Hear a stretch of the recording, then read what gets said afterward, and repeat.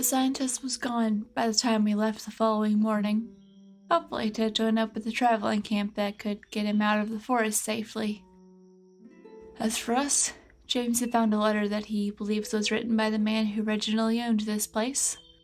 That or it had been copied from the original. It was soaked in a common but powerful magic preservative, but even that would not have held it throughout the centuries. Unless someone applied it before the last one wore off, which was possible. The scientists had been living there for years. That doesn't matter, though. It was the contents of the letter that mattered because they filled in a part of the story we desperately needed in order to move forward. The war was born from a petty disagreement that kept increasing in severity as each side sought to one-up the damage done to the other, adding insult to injury, as it were.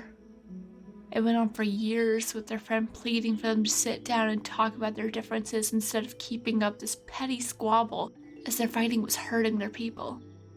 But the kings didn't care, and even when they tried, and they really didn't try, they could never agree on anything. So he created something with the intention of using it to walk them through a reconciliation and make them face their problems until they found a resolution.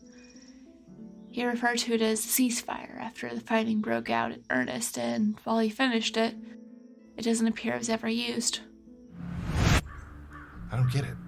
Why would you build something like that and not use it? Perhaps the war got to him first? He never lived to see his creation bring the peace he so desperately wanted? Did you gather that information from the files or from somewhere else?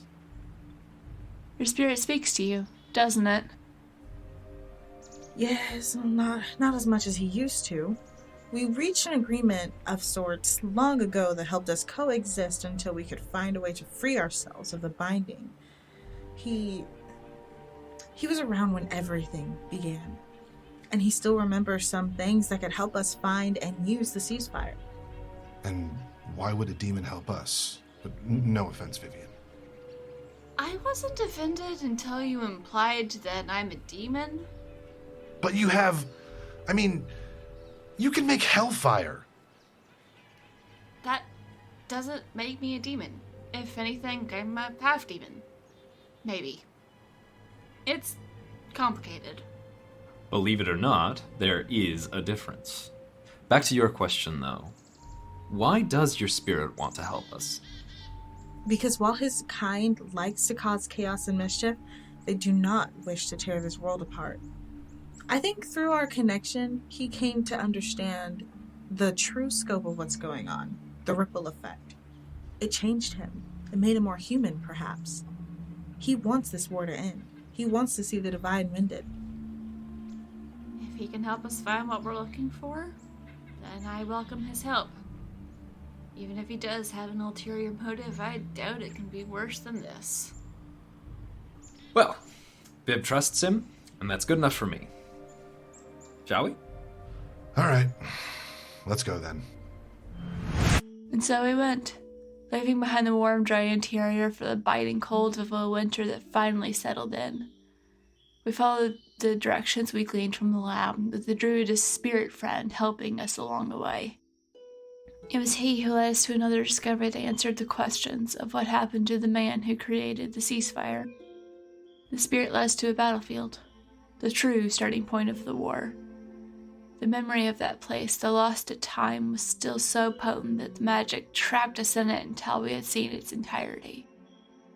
The inventor never got to show the kings the ceasefire because he was killed in the crossfire of a fight that would have inevitably killed the two kings. Each on their deathbed swore that their people would not stop until the others were wiped from existence. And the passion of their oath became a curse passed down through generations, thus damning our people to centuries of bloodshed. If they only could have seen the atrocities that would come from their selfishness, their unwillingness to look beyond their own petty grievances, their own greed to see what they were doing to the world around them. Too blinded by their hatred to realize that it was their fight that led to their friend's death, and deaf to hear his pleas to end their bickering before it was too late. Now, centuries later, We were here to finish what the adventure had started. We were here to end the war. You have been listening to Ceasefire, the story of the end of a war that did not end the world. This story was written and produced by Brianna Jean as part of Pseudonym Social, a creative podcast network changing reality one story at a time. In this episode, you can hear the voices of Brianna Jean as Vivian, Zadkiel Vasky Huff as Sam, David Telstra as James, Jordan Marie as the druidess. You can support all of our productions over at patreon.com/pseudonymsocial.